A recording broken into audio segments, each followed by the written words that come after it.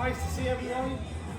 Here we are. Apparently I've got 45 minutes, but we've used up 6 minutes, so I'm going to add those 6 minutes on. Because we've got so much to get through that I don't even know if I'm going to get through what I need to get through in 45 minutes. Let's get rid of him, because we're going to discuss this. And I'm going to go at quite a pace, but this happens all the time. I messaged Steve, and I said, Steve, what do you want me to talk about? And he said, health protocol, and a little bit about Collagen Boost. And you go, right, that's like 2 big presentations. And then I looked at the schedule and saw I had 45 minutes. And so instead of reducing the health protocol bit down to put the Collagen Boost stuff in, I just added the Collagen Boost stuff. So it's a huge deck of slides with lots of information because, and I need to explain this before we start, because you may have seen me talk about health protocol before, and I spent a long time really trying to make it as simple as possible. So I talked very conceptually, and I would talk about each of the products, and I would just really try to bring it down to small things that people could understand, take that away and go, okay, I understand that part. And then, I'm going to be really honest with you, I got bored of doing that, because you get to the point where I didn't even need to look. I could just click from anywhere and I knew what slide would pop up. And I was tired of looking at the pictures, and I was tired of explaining it the same way. And I thought, now we're at a different place, because I can see familiar faces around the room. So I know that lots of you have had to suffer listening to me talk about this before. And also I'd like to think, because what I understand when I look around the world and I spend time with you people, is that everyone has better questions. Everyone is starting to understand things at a better level. So I thought, I know what I'll do. I'll start to bridge the gap between how I normally talk to what I call general public and help them to understand science, and how I speak when I'm working with my PhD students or when I'm teaching at university. I'm going to bridge the gap. So I'm going to do a presentation that's kind of in the middle. So there's a bit more involved information, data. And so then I thought, well, what if it's a bit too much for some people? And I thought, well, it doesn't really matter, because I will just do my best to entertain you with science for a few minutes. Okay? So even if you don't learn anything, hopefully you'll just go, wow, that's really impressive. I don't know what it means, but I don't know how many people have been in the room, have been with Zinzino for a long time, a short time, or considering joining Zinzino, or maybe you're just here because you're interested in your own health, and you hope to learn something that might give you a better chance to make a better choice. Because we're going to really look at this in the broader context. We're going to start to explain the health protocol in light of the fact of where we're at in the world. I could easily be disappointed on a daily basis, because I've been out in the world now talking to rooms full of people, stages full of people. I've written research articles, I've done every kind of podcast in the world, I've written books, and yet everything's getting worse. So you almost go, what's the point? But actually, for the people who are interested, they're my people, we're actually helping them to do things better and better. And so what you see is that, yes, globally, health doesn't look great, but where health is manifest, health is getting really good. So the people who take health seriously are doing better than ever. The ones who don't pay attention are doing worse than ever. Now, I'm from a sporting background, I'm very competitive, so we're definitely winning, because we're getting all the best of the good stuff. But I'm going to take you through this in the context of how the real world is, because that's where we all live, and they're the people that you'll have conversations with. I've often described this as the antidote to the way people eat, and as time goes by, that just gets proven all the more. Because what does our diet and our nutrition status look like in 2024? You would maybe think, given our advances in science and medicine and research, that we were in a better place than ever. There are some really good people who've got high profile, who are advising caution over the certain types of foods that people can eat. It's becoming mainstream, it's getting talked about on television, there are documentaries, it's all over social media. So let's have a look as we go through this and see what impact that's having. First of all, It's hard to work in this space because what is a healthy diet? There's lots of people in the room and I could ask you all and you'd probably all give me a slightly different version. And we've all got our own bias when it comes to what it is to have a healthy diet as well. And I meet people who will like really quite aggressively argue and go, no, Colin, it's all right to have 10 pints of lager every single day. So they're doing the good stuff as well. Beg to differ. Some people think it's okay to throw out tea cakes to the crowd. To win you over and get you on their side. And then there's those phrases, aren't there? That's all right once in a while. And that's true. That's absolutely true. It is all right once in a while. It's people's definition of what once in a while actually is that's a bit fluid. And so what does a healthy diet look like? We're recommending it. And I understand, because I see all these like online people talking and they get quite aggressive and some of them go to supermarkets and go, this is rubbish, you should never eat it. And you go, most of the world are, and they're not dropping down dead. Also, most of the people, I don't try and convert anyone. And I'll tell you why. There's lots of happy faces going around that are really unhealthy. Like, they're happily unhealthy. I mean, they don't need me interfering with their life. You know what I mean? So I'm not going to be that person who stands in the supermarket aisle going, this is death. They're enjoying it. Leave them alone. Stop being a lunatic. So, these are, if we look now, and this is what we do a lot in science, we standardise our recommendations. And for those who go, science is always changing its mind and you tell us different things, we don't. I've been in this space 30 years now, and we don't. Guidelines are pretty robust. What changes are people who want to make money off you. And they'll come up and they go, I've got this brand new diet, it's the red and blue diet, and you can only eat things that are red on this day and blue on that day, and on this day it's going to be green, like all these crazy things. And they have a loud platform, and then they really start to overcomplicate it. And they go, you can never eat carbs, and this one's going, you should always eat carbs. And someone else is going, you should never eat fat, and someone else is going, fat's the best thing ever. You're like, what are you supposed to believe? But the guidelines are robust. And it's really simple. Energy balance. Don't take on board more energy than you're going to use. Eat whole foods. So avoid or restrict the intake of ultra-processed foods. It's simple. Are you with me so far? Yes. Simple, isn't it? Don't eat too much and try and eat real food. It's a simple message, isn't it? I don't know if you know this, but the literal definition of ultra-processed foods is food-like substance. So it's not even classified as a food. It's a food-like substance. Number 3, eat at least 5 portions of fruit and veg every day. This is normally the point where I look at the crowd and people avoid eye contact. Eat fibre and whole grain foods every day. And eat fish for dinner or lunch at least 2 to 3 times per week. There you go. There's the standardised guidelines. Robust. If everyone in the world did that, I wouldn't be in this industry. I wouldn't have a job. No one would pay me to do this. Because everyone would generally be okay. And poor health will be the exception. Before we go on, this is not to offend anyone. I've got lots of medical colleagues and friends. One of my best friends in the world is one of the world's leading medics, head of disaster medicine. He's the Dean of the Royal College of Surgeons. He's also one of my best friends. I love medical people. I love the medical industry. But the medical industry is not the health industry. Okay, you stole a title. You're the sickness industry, and it's essential. God bless you, we need you. Promise you now. I say this all the time, but I want to make it clear. If, God forbid, when you were leaving this building you got hit by a car, don't take Balancor. Okay? Call an ambulance. There are people there who are going to save your life. Promise you, okay? But if everyone did all this stuff, as simple as this is, you wouldn't need people like me. Okay? Because everyone would generally be okay. And the sickness industry would have less to cope with. We are in the preventative health space because no one listens to this. No one listens to it.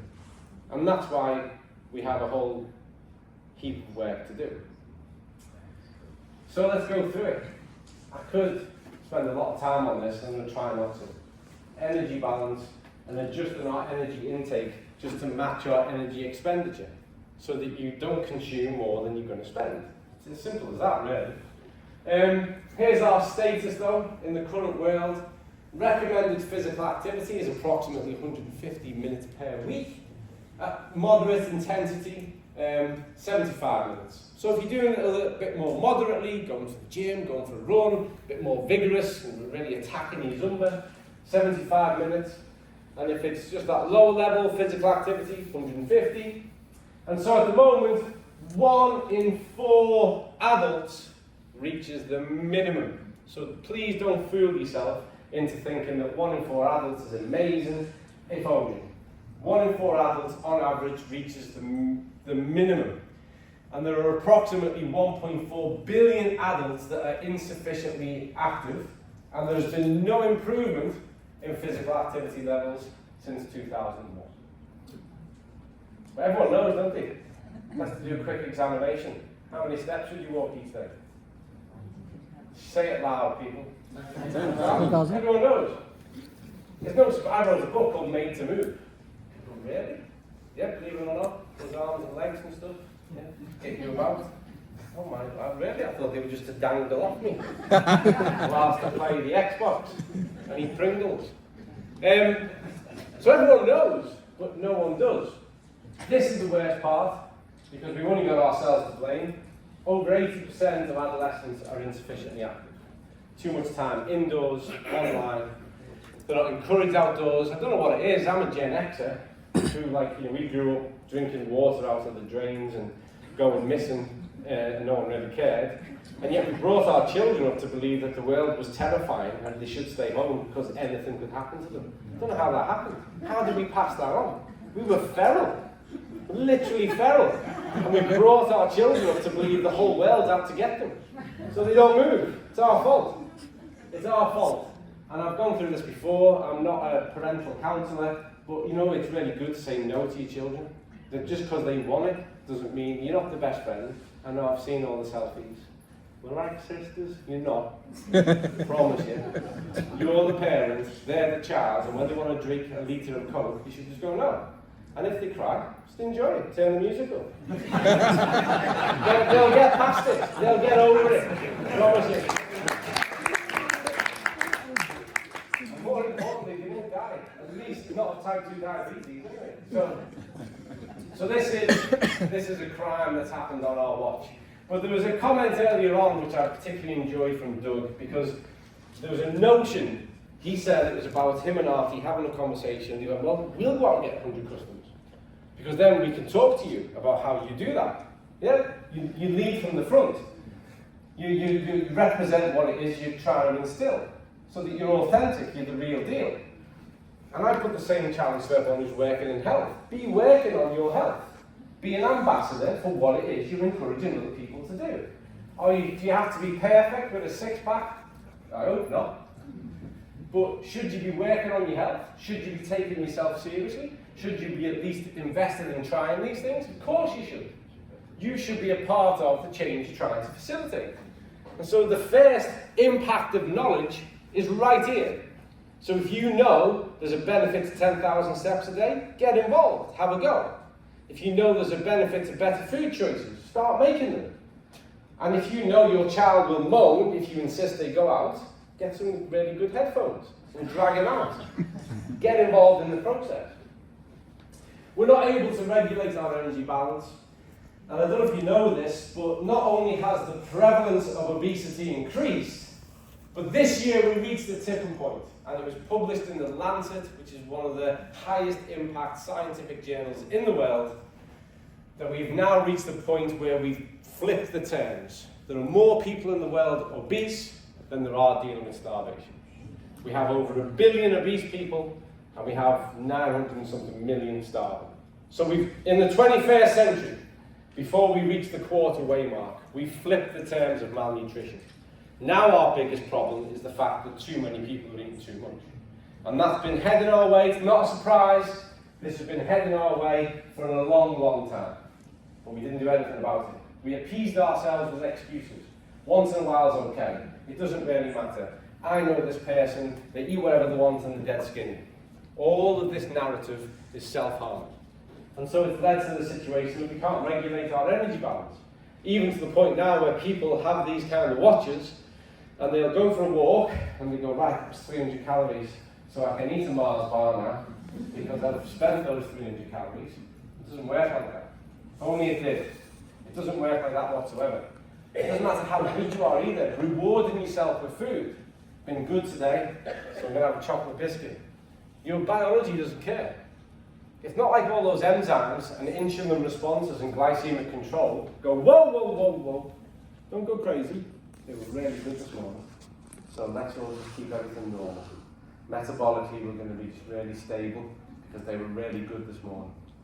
And also, get real about what it is you feel that you were really good at. For most people, they'll go to work, do 2 hours of what they're paid to do, and then reward themselves with chocolate and coffee because they were good at what it is they were getting paid to do. That's a strange mindset, isn't it? Like you're double rewarding yourself. And the last part I'll say is, remember you're not a dog, so don't treat yourself to food for good behaviour. I'd like to think that most of you are just a little bit more intelligent. Okay, Whole Foods. Here we delve into a murky water now. I know we should all move to Tibet. We should all be organic, purest soils and purest water, and we should all have debates around all of these things. But the reality is everyone should be aiming towards improvement and not perfection, because perfection doesn't exist, and we have to get real. What you should do within your budget and within what's available to you is make the single best whole food choice you can. It's all about improvement. Just because you can't get the most expensive Waitrose organic cauliflower, doesn't matter.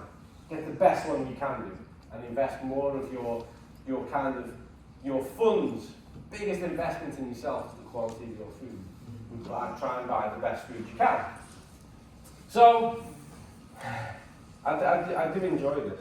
It's a good pyramid. It is though, isn't it? It's lovely. But it's in the same category as Harry Potter, Lord of the Rings and Star Wars. It's complete fiction. It's absolute fiction. It's lovely. If everyone did this, I definitely wouldn't have a job. So 67% of who and what you are is fluid. Guess what? You have to top it up every day. And anyone in the room who's ever said, I can't drink water because it's boring, you need to slap yourself. Like really hard. Like you expected to perform, juggle, entertain you. And go, oh no, now I've been drinking. If ever there was an attitude of brainwashing that we've got to a point where we think water is boring and therefore we can't drink it, all I can say is well done to the big soft drink manufacturers in the world, because they genuinely have taken you captive. It's Stockholm Syndrome. It really is. Water is essential for life, on the planet and for you.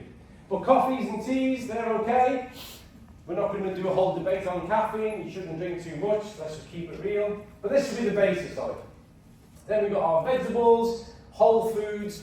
We've got fibre, and they've got vitamins, and they've got minerals.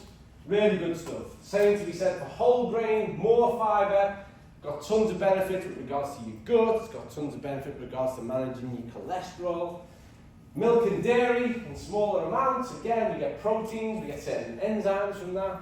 Fish, egg, meat, proteins, essential fats, fats and oils. We get those polyphenols. And right at the top, just there, the last part, is that once in a while, it doesn't do you any harm. Have something just because you like it. Ice cream, or a bit of cake, or a biscuit, once in a while. Based on all of this. The problem is that this is fiction. The problem is that the food pyramid doesn't look like that. It looks like that. And 60 to 80% of what we eat is ultra processed to processed food. Some of these aren't bad for you whatsoever. Really clever stuff going on here. None of this is any good for you whatsoever. Really bad stuff going on here. And people say, you can't say that. You shouldn't demonise food. Remember, that's not food. It's a food-like substance. I can say what I want about this. This stuff's good. This stuff's good. That stuff at the top is amazing. And when I was working for the NHS, and you do nutrition consultations, and people come in and tell you everything they eat, and they list all of these things here. Everything that was in tubs and boxes and packets and goes in the freezer and all these things. And then they go, oh, but last week I ate an apple. Well done. You're positively a health freak. Look at you. Go on. By the time you've consumed all of this stuff, the gut environment is so stressed that its capacity to absorb the good stuff is compromised anyway. So at this point, you really are, you're showing up at the foot of a volcano with like a dustpan and brush. And I've got this. You haven't. The lava will hit. And so this is how people is. But the problem you've got is this lends itself to convenience, and it's attractive, and they have jingles, and they bombard you with information and misinformation morning, noon, and night. They have adverts running every minute on the TV, radio, social media, billboards, and it's everywhere, and it's cheap, and it's accessible, and also a lot of it's based on bliss-point technology, so that when you eat this stuff, you genuinely do feel comforted, because you get a huge rush of dopamine and oxytocin. So we get the reward hormone, and we get the love hormone, and we go, yeah, I do feel better. And so this is highly addictive. And no matter how much you like good food, you don't get addicted to it. You just really like it, you appreciate it, and you enjoy it, but you don't get addicted to it. And people do get addicted to this. And that's why it's really hard to say to someone, and believe me, I've been doing it for 30 years, just stop and only eat the good stuff. And do you know what happens when they're sat opposite you, and you say to them, right, stop all that, and just eat all these really good leafy greens, and vegetables, and quality fats, and olive oil, and really good fish. Do you know what they do?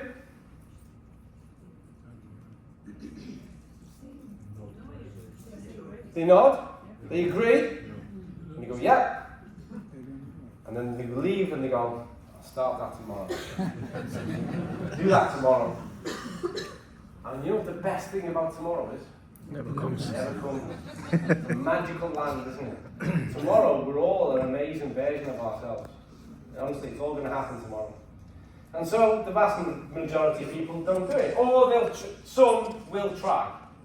But this is difficult. It's really difficult. It's a tough relationship to break. But that's the real scale of the challenge. And you can get lost in all this and get into debates and arguments about what someone should and shouldn't do. And it's very unsuccessful. And so what we have here is poor quality diet. So we have unprocessed, minimally processed foods here, all the good stuff we recommend, culinary ingredients, butter, olive oil, really good quality salts, raw honey. We encourage this, we definitely encourage this. Don't confuse these two. This should never have been allowed to be called this. And then we cross this line and we get to what most people eat. High in calories, low in nutrients, aggravates the gut microbiota, brings about certain changes in the brain activity, really is working against you. The single most powerful act of self-love you can commit is to make better food choices and move more often. That's it. That's the way to start to look after yourself. And so here we go. That's what we're trying to unpack. So, now we're going to get to 5 portions of fruit and veg a day. I've got some personal experience of this, and it's rare that I get to talk about it in the UK, but here I am, and now we're going to. So, a while ago I was part of the Westminster Forum, which I hated every minute of, but I thought I'd have a go. And genuinely, I was naive and young enough to think that if you told politicians what the research said, that they'd make decisions based on it. Back then, I didn't believe that money ran the entire world, and they were all in it for themselves just to get rich no matter what colour tie they had on. I've learned since then. And this was part of the learning. So we went to a committee with the then health minister, and we said, we've looked at all the research, and the recommendations should be 9 portions of fruit and veg per day, if we want to optimise health. But we don't think that's achievable, so why don't we go for 7? And they went off and had a meeting, and they said, well, we'll do 5. Now you might say, well, they were right, Colin, because only 1 in 10 people eat 3. So I want to explain this to you. The recommendation is 5 a day. 1 in 10 people eat 3 a day. And so you might go, well, there you go, Colin, they were right. If you'd said 7, you have no chance of getting it. But I disagree. Because if we'd said 7, they might have got 5. You see? So I disagree. I think we set the bar too low. We set it so low, you got 5, you want to get 3. You see? It's quite close, isn't it? If you set the bar at 7, you go, oh, we get 4 or 5, then you're around where you could actually make some positive change. But this is the reality. We eat too little fruits and vegetables, and it's not helped by the fact that every now and then a newspaper will do an article that says something vacuous like, there's as much sugar in this apple as in 2 pieces of this chocolate. And everyone goes, YOLO! You only live once! I'm going to eat the chocolate! That fruit stuff's rubbish! Which is nonsense. They're entirely different things. The fruit is an intrinsic sugar. It's bound in fibre, it's got dietary hydration. The moment you eat it, the oral microbiota sends signals to the gut enzymes to respond, receptors, to take nutrients on board. You get a really predictable and nice rise and fall of your insulin. Really good. Sugar sends insulin high, crashes low, no nutrients, no fibre, no fluids, nothing. It's just wreaking havoc with your metabolic condition. But the newspaper said it, so it must be true. Because the last thing I want any of you thinking is that any of the organisations that manufacture those foods are paying newspapers to write articles that make them look good. Never ever think that for a moment. Despite the fact that one of the biggest soft drink industry companies in the world, who hijacked even what Father Christmas looked like, have been taken to court and sued for tens and tens of millions of pounds because of the false research they provided around the safety of their drink. Don't get drawn into that, okay? So, people are really struggling to achieve this. And why? Because the areas become confused by articles like that, because of cost, because of understanding, because of availability, and because of manipulation. Because lots of this stuff, I've seen rugby players who would run through walls and take on armies, literally cry when I told them I needed to eat more broccoli. Literally, I could give him a ball and he'd run through that. Ask him to eat broccoli and he wants to negotiate through tears. This can't do it. I hate it. So, it's really difficult to orientate people here. And so you have to have a different type of solution. We're always encouraging whole food, but what are we going to do in the meantime? What are we going to do in the real time? Then we get to eating fibre. Oh, you ready? You might want to take pictures. There's some good stats here. We're about to show you evidence of a race we're winning that we don't want to win. So, the westernised diet is complex. And we've got use of antibiotics, not just in the ones that people take, but also in the food chain because of what they put into the cattle and other types of things. None of this is scare tactics, it's just facts. You can go and widely access this information. And so what's happened is that the balance between the good gut bacteria and bad gut bacteria has been really offset in most people. 2,000 years ago, a very famous philosopher and doctor said that all health begins and ends within the gut. And 2,000 years later, we're proving that right. It's true, like most of what affects us commences within the gut. We have an increased risk of disease because of this dysbiosis. We live in this, what people like to call silent inflammation or chronic inflammation. But either way you look at it, we're in a more inflamed state. We have a decreased production of short-chain fatty acids, which are very functional in the context of our health. And then we have the increased production of LPS. And so, given that 70 to 80% of our immune function is derived from the gut, and the gut is the center of the human universe, an offset, a disbalance in there, this dysbiosis, has profound impact, has very systemic, far-reaching impact. And I want you to forgive me on this because this is a really simple, we could do 2 hours just discussing the gut and we'd only skim across the surface. It's complex, there's far more to it than this. But I just want you to get the basics. Most of these foods bring about measurable changes, negative changes and damage to the gut environment, whereas those better choice foods foster a really healthy environment. And particularly when it comes to fibre. So here's our actual fibre intake by country. So this is representing grams. We've got Austria, Denmark, France, Germany, Hungary. We come all the way along here to the UK. UK. If that was the Olympics, I mean, even the US, and I say this with all affection, but even the US is better at fibre than us. When you come to dietary stuff, normally when you're talking in the US, you're at the home ground saying whatever you want, but they do things so badly. But this is actual fibre intake by chicken. And here we are. And so there's the average across the top there of 20 grams. So the recommended intake is 25 to 30 grams. So what we see now is our average fibre intake, the world over, by the way, is way too low. And here in the UK, we are winning the race that no one wants to win. It's a race to the bottom. And we're leading. Go on, Team GB. Dominate. And so our average fibre intake is too low. So anyone who's in the room now, who's familiar with Enzino World and knows one of our products, which is Xenobiotic, you'll know that 2 scoops give you 12 grams. And so if you added 12 grams to any of those, even ours, you actually start to pitch yourself close to or directly in the recommended intake category. So it's never that. We are a supplement organisation, we're a supplement company, but we always send a positive food message. Food, whole food, is essential, it's a joy, it's a key, it's a milestone marker of your health. But what we're looking at is intelligent supplementation, whereby you can either address problems that it's difficult or impossible to do in the modern world, or you can enhance a situation. I want every single person in this room to be a food warrior. I want to make better choices when it comes to fruits and vegetables, all these things. Right? Even then, I know that the challenge of having a sufficient amount of daily fibre is going to be there. And 2 scoops of Xenobiotic is going to address it for you.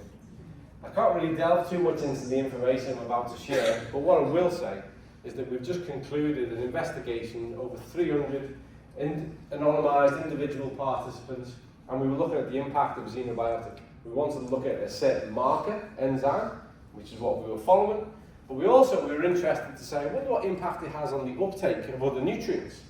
And all I can say at this stage is that the profound impact it had on the uptake of omega-3 was startling, and we didn't expect it at all. It was huge, such to the extent that we came out of the research meeting, and the first thing I did was call the CEO and say, you're genuinely not going to believe this. It's profound, but it makes sense, because that's what fibre does. It nurtures the gut. When the gut is optimised, it absorbs nutrients better, you get better bioavailability, because you've got a more thriving internal environment.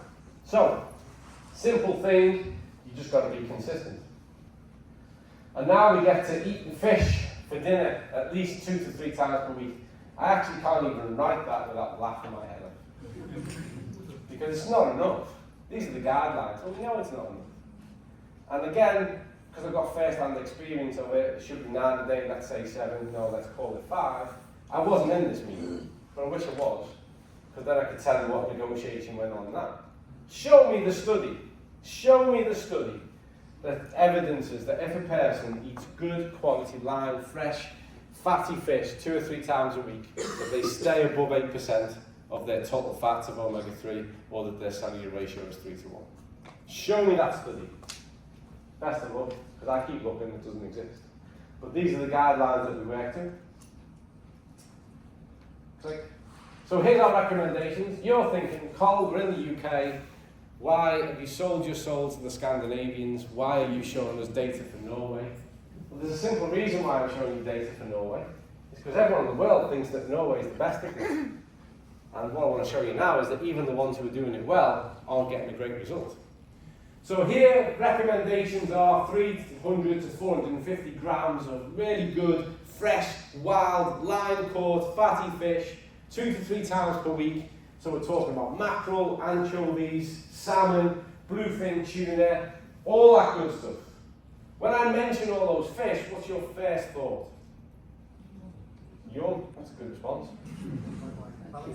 Where's it coming from? But remember, fresh, wild, line caught, so I'm talking about the really nice ones.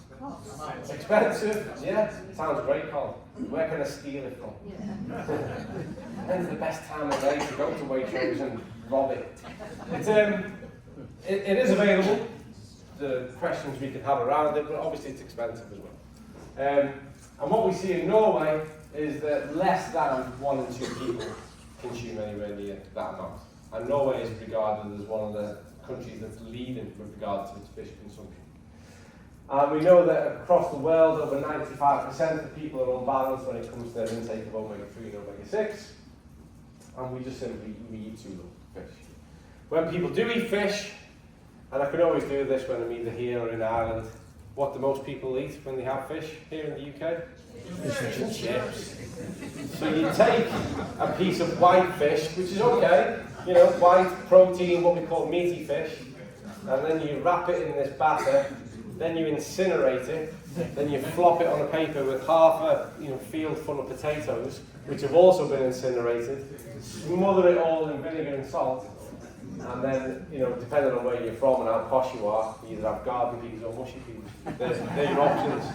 Yeah. The thing is though, it does taste nice. And so, there's far more consumption of what we call meaty fish than there is fatty fish. And whilst meaty fish is good as a source of protein, so long as, again, it meets that quality criteria, it's not addressing your essential fatty acid needs. And cooked in vegetable oil. Yeah, there's numerous ways, all microwaved. There's lots of things that people do to it. Now, I'm mindful of the fact I've got 9 minutes and 26 seconds. It's optimistic, isn't it? Come on, we can do this together. There's so much more to get through. So, malnutrition in the 2024 currently affects a third of the global population. And the current trajectory is that by 2026, that's going to reach half the population. Okay? And these are very sobering figures, so let's not joke around this part. These images here represent the different ways in which malnutrition represent themselves these days. But we really are not only reaching tipping points, but we're at that point where it's kind of told you so. So all of the epidemiological data, all the research inquiry, all of this that's been gathered for decades, year on year, has been saying this is what happens if we don't change. This is what happens if we don't change. This is what will happen if we don't change. But I've been in this game for a long time now, and it's the if we don't change part that never changes. Because we just don't change. We just don't change. And that's the bit that we've got to make more realistic and achievable for people. Because it's a difficult area. It's difficult because you're dealing with humans, and humans are emotionally driven. They have relationships with food. They have access based on income, economies, where they live, cultural differences around food. There are huge things that influence our associations and our beliefs in food. And even at the start when I said, what's a healthy diet? We would all have a different interpretation. And then you'd probably listen to everyone and you'd classify it as to who you thought was extreme, too far, like reasonable, or wasn't getting it right whatsoever. And that's it. It's a sliding scale. The reality is the vast majority of people could make a measurable improvement, and that measurable improvement would bring about a huge difference in their health status. Our bodies are unbalanced, whether it's the gut, whether it's the brain, whether it's our cells, when we look at that cellular ratio. And balance is the art of biology, homeostasis, keeping the system in balance. But we're out of balance. We've normalized it. We literally have normalized this now, and that's the bit that worries me the most. So, what do we have? We have an unbalanced omega-6 to 3 ratio, we have an unbalanced gut microbiota, and we have an unbalanced intake of essential nutrients. Your body doesn't want a Happy Meal. Your body doesn't want Ben & Jerry's. Your body doesn't want a fresh tuna salad. Your body wants nutrients. Your body, its biochemical pathway, its conversation is based on elements. It's nutrition. It's looking for certain types of vitamins, minerals, key essential fats, and other nutrients in order for that system to flourish and do what it needs to do. That's what it wants. And that's what people are, by and large, lacking. So, that's where this comes into it. Here, I've used a tamer word. This isn't like me, really. I need to edit this. Compensates for our modern diet. I was probably expecting some secret official to sit in the back of the room and say that I was saying things in too bold a manner. I'm actually getting to the point where I rapidly don't care. Genuinely. And don't be alarmed by this, but I went for a run this morning and I thought maybe I should quit Zinzino just so I can say all the stuff I want to say. And Zinzino can't get in any trouble. And I could really say it how I want to say it. But I'm not going to do that. So, we've got balance oil that I'm sure you're familiar with, that promotes a balanced omega-6-3 ratio. I'm going to tell you something about that in a moment. We've got xenobiotic, which fosters a good, a thriving gut environment. And then we've got Extend. This is the health protocol, Extend or Extend Plus, to make sure you're getting enough of those essential vitamins and minerals on a daily basis, so that the body can communicate, that it can address its fundamental needs. And so, when we look at this, we have a huge intake of omega-6. It's available in too many of our foods. Omega-6 is essential. It's a key aspect, particularly the arachidonic acid, the AA, triggers an immune response, gets those inflammatory markers up so that your body can deal with an illness or a virus or an injury. But we have too much of it, and too much of anything doesn't bring balance. And we have insufficient amounts of omega-3. And so what we need to do is address that. And so I could do what people typically do, and they stand there and go, so go out there, people, and get all those bluefin tunas, and it doesn't matter about how much money you have got or haven't got, you've got to spend it all on this. But it's just not practical advice. It doesn't change anything for anybody. Whereas actually what we can do is we can say to somebody, well, you can take this. We've got our own database of over 1.3 million independently analysed, verified samples that shows the efficacy of change in 120 days, which is in line with red blood cell turnover. And that'll have the exact same outcome. You just take this every day. That's it. You're done. Promise you. So the reason I was going to tell you something about it is we started a research partnership with the University of Bath. And they did an investigation of their own because they wanted to test us, which is completely legitimate. We encouraged them to do it. And we had a meeting with them on Thursday. And they were like, we can't believe it. Like, what can't you believe? Like, it really does all that. Like, we've measured it. Look at and they were showing us the data. Look at this.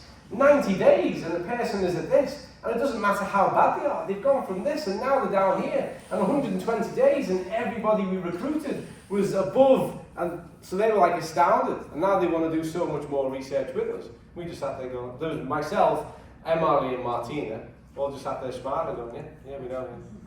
Yeah, we know. But when you see it from somebody so objectively, and literally, the words of Professor Dylan Thompson at the University of Bath said, but there's no other product that does this. I was like, I know.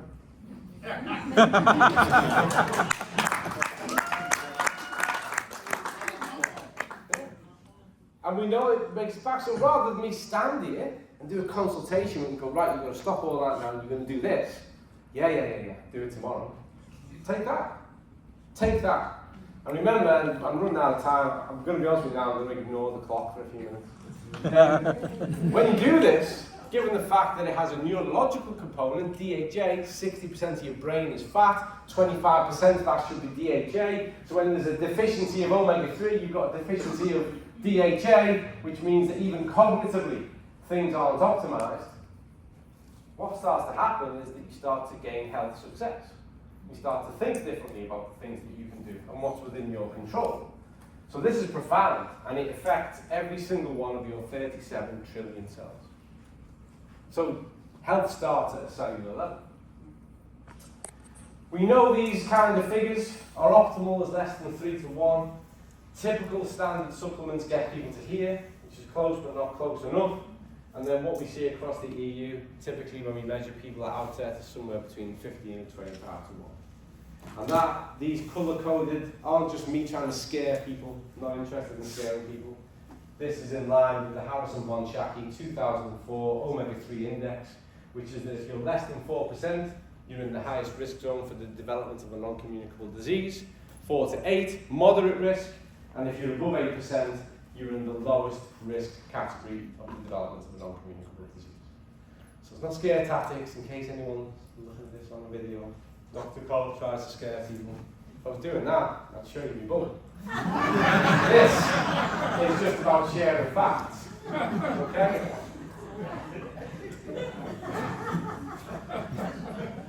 So, just over 1.3 million tests, independently analysed and verified. The VITAS laboratories in Norway, pioneers in dry blood spot sampling, and that data now has been through ethical review.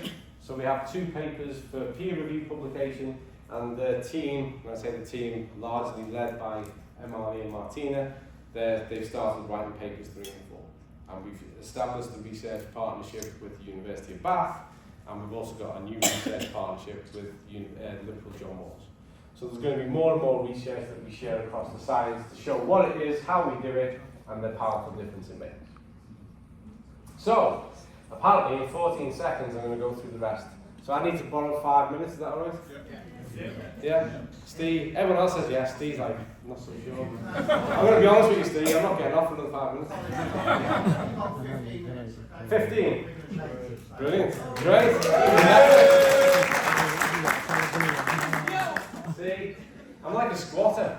I knew if I just stayed here, you just have to deal with it. So let's get into this gut. I've spent a lot of time in the past 2 years really immersed in data around this, and that's because, as you all know, it's no secret anymore, we've been really working hard on developing a test for the gut so that people can have a really meaningful insight to that.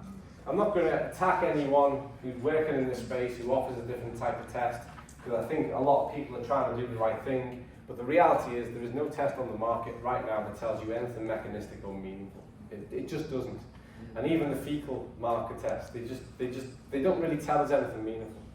And so the task we set ourselves was to find some enzymes or biomarkers that we could rely on, that were indicative of a health status, and that also were sensitive and responsive to the things that we can do about it. And so we've done a ton of work on it, and in fact, the work that we've done, that we looked at some data on, which really jumped us ahead in the development of this test, was an analysis of xenobiotic. And what you have to remember is that, for me, particularly coming in, I've been in nearly 4 years now, whilst I've been here, we've never tested the efficacy of it. You know, we've never run it in a really substantial way, and we took it upon ourselves to do it. And it was a real, okay, let's find out. Let's just be led by the science. Does xenobiotic do what we think it does? And it really does. Like, big time it does. Like, the measure of change is off the scale. Good. And the other thing that it does is it dramatically increases the uptake and absorption of balance oil, which makes complete sense. Because when the gut is in a better state, it can better digest and enable those nutrients to be delivered where they need to go. So, what does xenobiotic do for us? Well, it addresses this gut microbiota. It feeds the good gut biota. That's what they want. They want those dietary fibers. The other thing that it does is it addresses this factor of consistency. Because when you look at dietary patterns, someone might say, well, I had 5 pieces of fruit and veg that day, 2 this day, 7 that day, 1 that day, none that day. There's huge amounts of variance. But when you're taking something like this, which is a consistent throughput, that has a profound change on the environment. And so what we see with the introduction of fibre, we see a dramatic change in the gut microbiota. Now this is important for everyone in this room, because your biota was written and finished by the age 4. Every other way that it functions is based on what you do.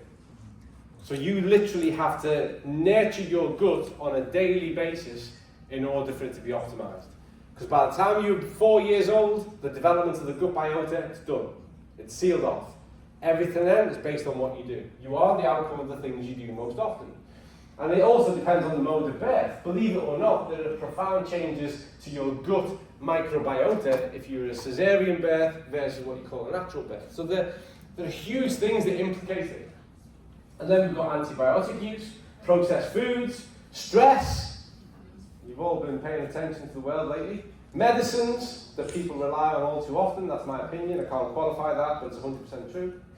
Age, as we age, there are certain changes. Infections and diseases.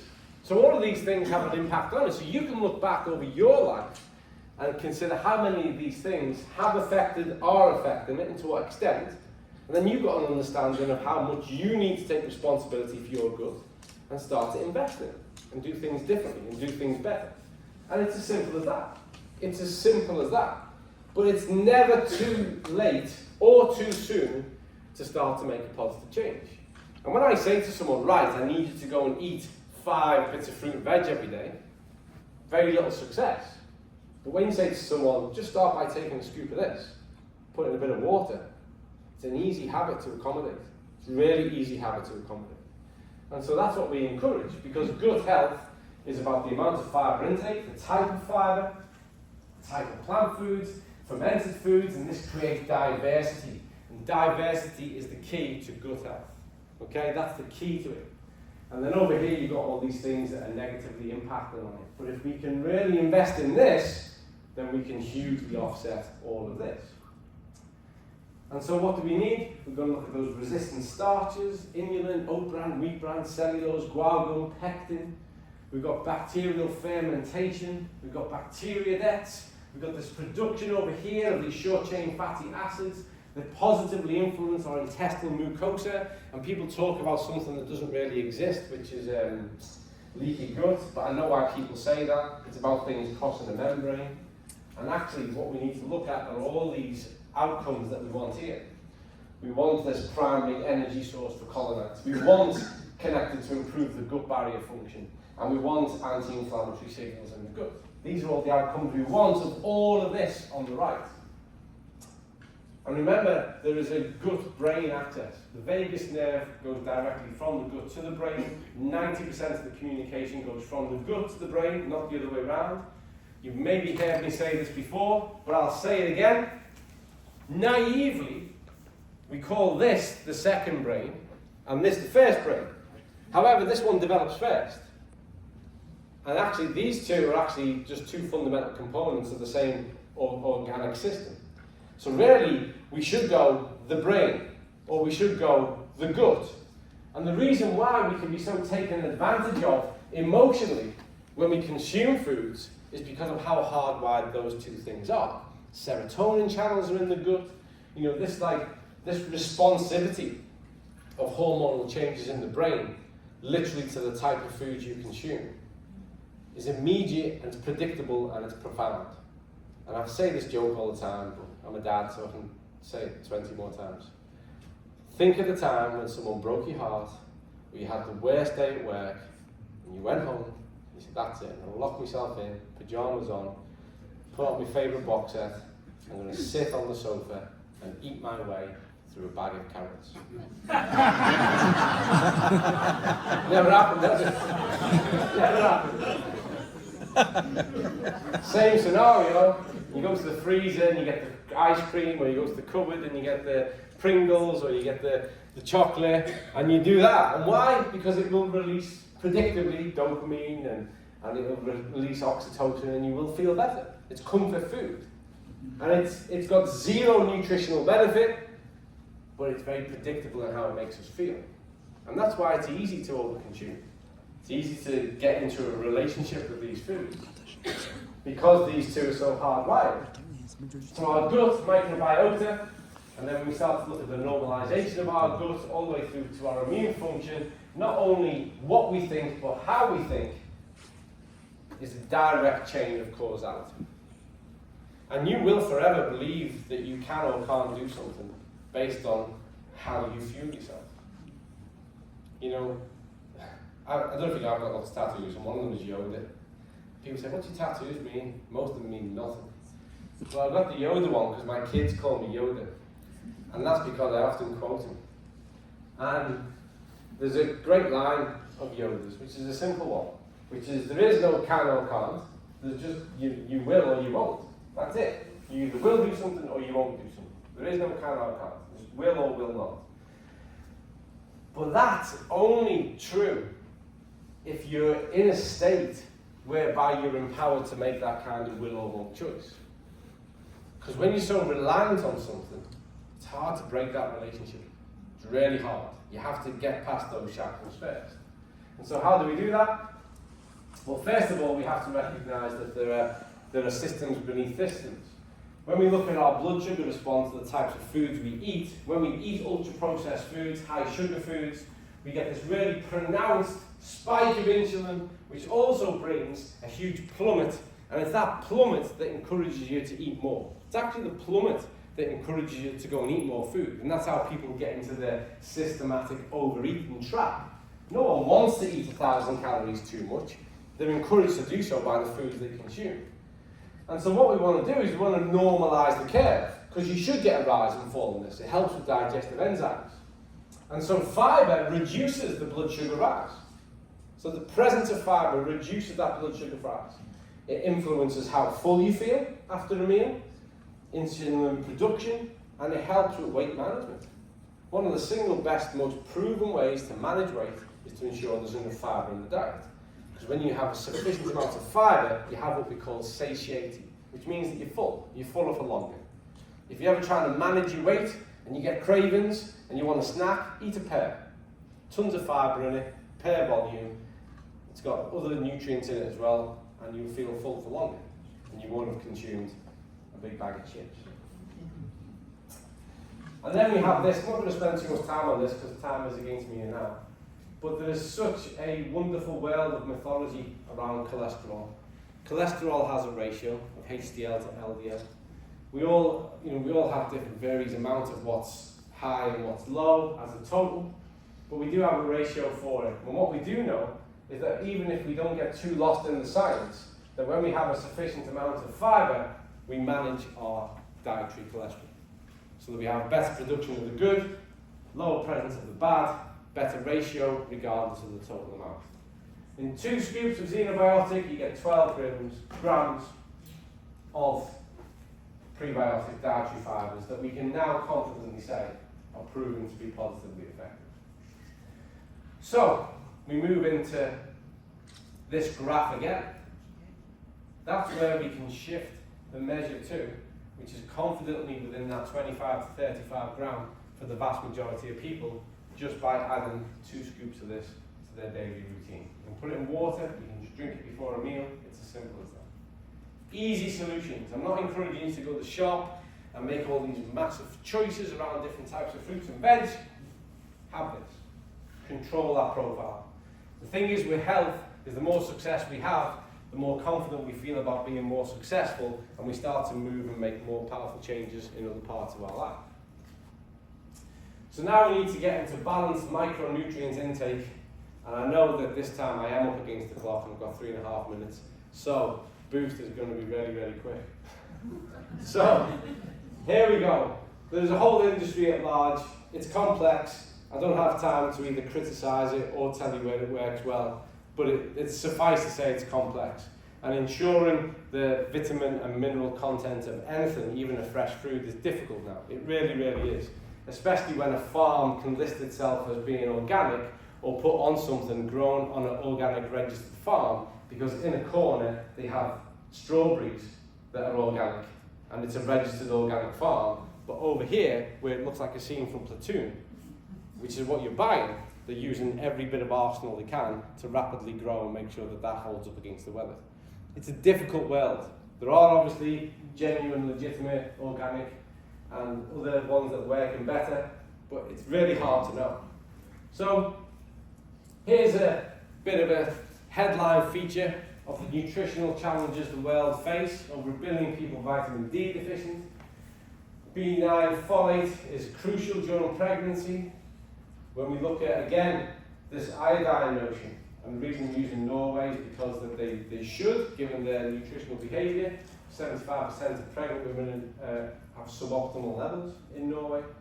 And we commonly see deficiencies in iron, vitamin A, iodine, globally 17.3 at risk of zinc deficiency. So, there is very little evidence to say that most people are well served when it comes to vitamins and minerals. Extend, which is the non-+1, so there are a couple of synthetics in there. We do that because some people are sensitive to synthetics. Has all of this stuff going on, and it's a synergistic formulation. There's lots we could discuss on it, but what I want to bring your attention to is the beta-glucan. Beta-glucan to your immune system is like a nettle to your leg. It's not going to kill you, but it will prickle it, it'll irritate it, you'll know you've been past it, and because of that, our body is encouraged to draw down these nutrients. So it's not just increasing the circulating amount of nutrients, it's priming the body to draw them down and make use of them. Extend Plus, very, very similar, some subtle changes because it's all naturally derived. Some people prefer that, and I'm not here to judge people's choices. What I do know is that they both work superbly well and both benefit from those beta-glucans. There's a full list of nutritional value and contents per 4 tablets, which has, and these are all EFSA approved claims, so if you're sharing this online or you're talking about with your friends and they want to go, really, this is all EFSA compliant, so this is all completely legitimate, all of this contributes towards an improvement and support of your immune system, your nervous system, psychological function, cognitive function, your bones, your muscles and your teeth. Pretty much everything, all in who and what you are. And so, again, without you becoming completely shop savvy, you get a sufficient amount of essential nutrients on a daily basis before you start to make other food choices. And if we did this, and this is really the mission we're on, then we can start to wipe out all of this. If we can start to address deficiencies, if we can start to make it easy to put in what's often left out, then we can manifestly change health on a global scale. And there is our health protocol, all in all, 3 steps every single day that bring about improvement from day one, bring about contained, sustained improvement for the lifetime, so long as you maintain a good habit, and does lead people towards more powerful, positive changes when it comes to their own health.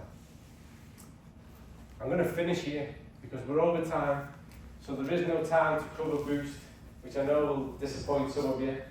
But really, here now is everything, which again, each and every single one of these are EFSA approved claims that you can apply to the entire health protocol. So it's compliant, it's legitimate, and it's efficient.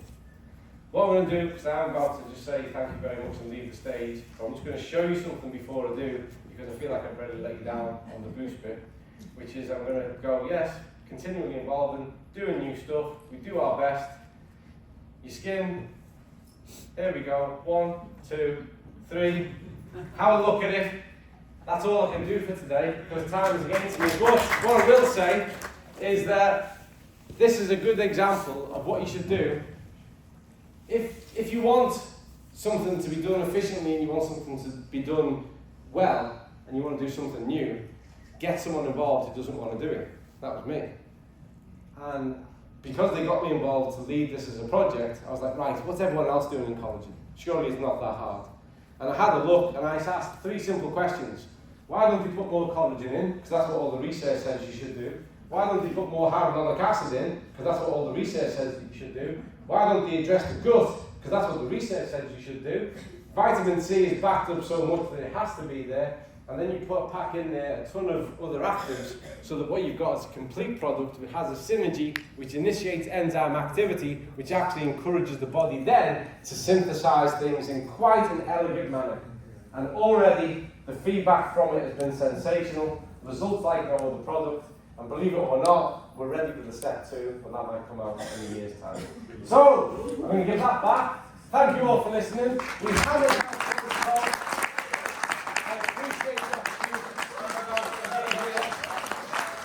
Ambassadors for health, do it yourself, and make sure everyone's happy. Thank you very much.